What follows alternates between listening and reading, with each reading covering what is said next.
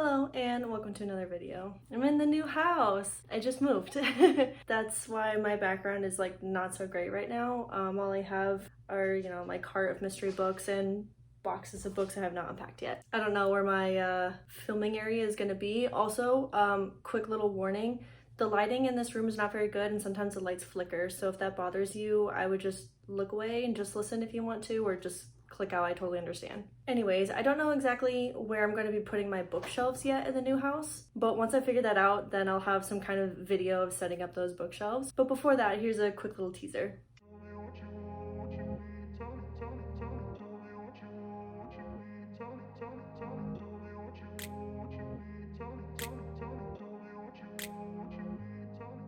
So originally this video was going to be a book tag because I haven't really been doing too much reading, but I recently just finished Hush Hush by Becca Fitzpatrick, and let's talk about it. So this book came out in 2009 and I read it when I was in sophomore year of high school, I believe, which is probably 2009 or 2010.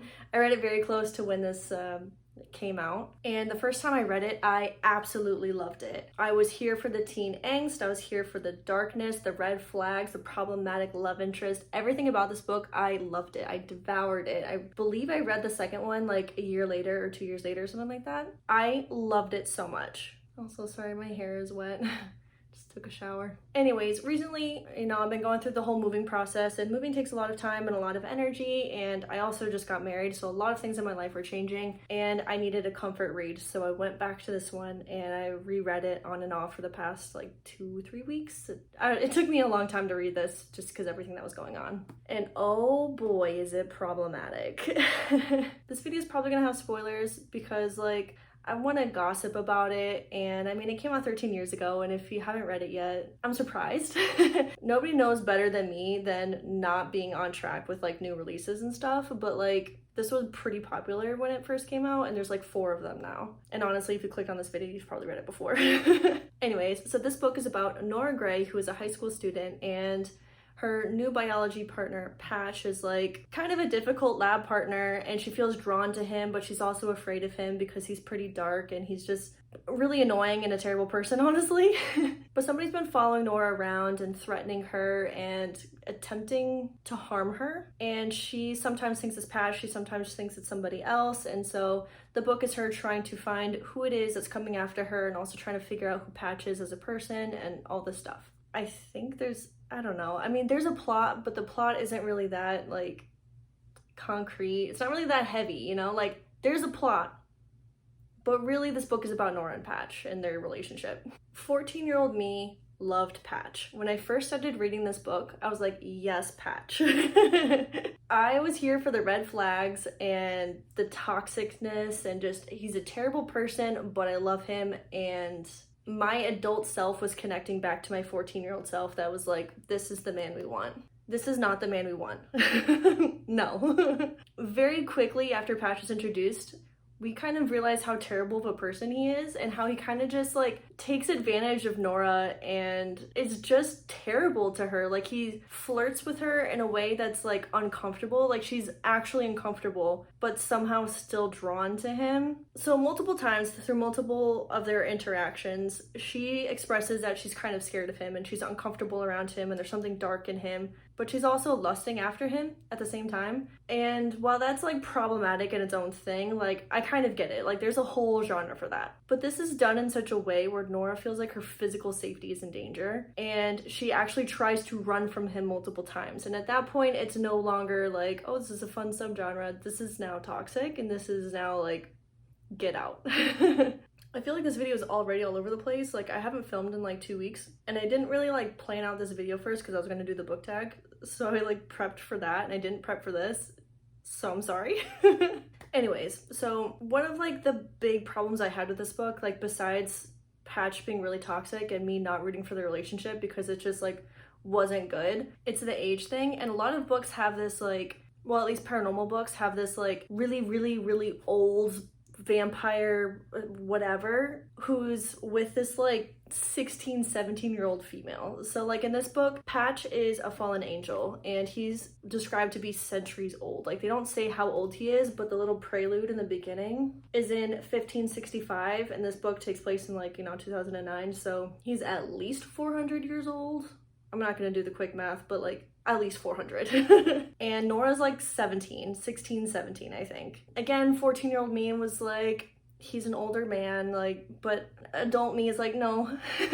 It's not just that he's 400 years old and he's going after a 17-year-old, because like, if you're immortal like that, you kind of, I don't want to justify it, but like, it happens a lot in paranormal books and it's something that you can kind of just get over. But something that happened towards the end of the book just like made me really mad.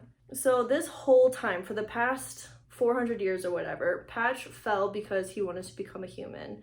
And that's not how it worked. He fell, he did not become a human. And through this book, we kind of learned that Patch's motivations are to kill Nora, because if he kills her, then he kills a Nephilim and then he can like become human or something like that. There's some kind of like convoluted rules that kind of make sense if you don't look at it too closely. Whatever. Anyways, he's driven to become human. He fell because he fell in love with a human woman and she aged out and died, and the whole time he's trying to find ways that he could become human. And then he comes to this place, plans to kill Nora, and somehow falls in love with her, but like, we just have to accept that as fact because like, he's kind of a jerk to her all the time and he gives off really like predatory vibes. But like, anyways, part of the rules are if Nora sacrifices her life, then Patch gets to become human because this book's logic. Something happens at the end of the book where this is kind of like one of her only options, I guess. And she sacrifices her life, but then she wakes up again and she's like, well, am I dead? Am I a ghost? And he said that he turned down her sacrifice. And she said, are you saying you gave up a human body for me? He said, what good is a body if I can't have you?